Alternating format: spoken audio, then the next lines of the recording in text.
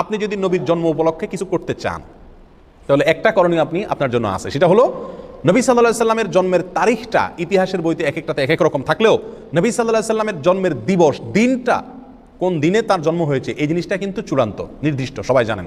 সহিহ মুসলিমের হাদিসে আসছে নবী সাল্লাল্লাহু আলাইহি সাল্লাম সোমবারে তিনি রোজা রাখতেন, বৃহস্পতিবার রোজা রাখতেন। তো সোমবারের রোজা প্রসঙ্গে তাকে জিজ্ঞাসা করা হয়েছিল আপনি কেন রোজা রাখেন, তিনি বলেছিলেন যে যাকা ইয়াউমুন ওয়ালিদতু ফীহ, এটা এমন একটা দিন, এই দিনে আমার জন্ম হয়েছিল। তাহলে সোমবারে নবী সাল্লাল্লাহু আলাইহি সাল্লামের জন্ম হয়েছিল, এটা মোটামুটি চূড়ান্ত এবং নিশ্চিত, এবং এটা কোথায় আছে? সহিহ মুসলিমে আছে।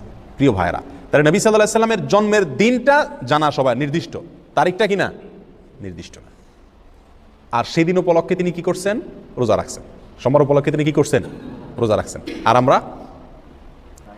আমরা আরও রবিউল আউয়াল উপলক্ষে মিলাদুন নবীর নামে মিজিলাফি, মিষ্টি, খিচুড়ি, যত যা আছে, বিরিয়ানির প্যাকেট, আরও মিলাদ পড়ে বেশি বেশি করে খাই। নবী সাল্লাল্লাহু আলাইহি সাল্লাম তার জীবন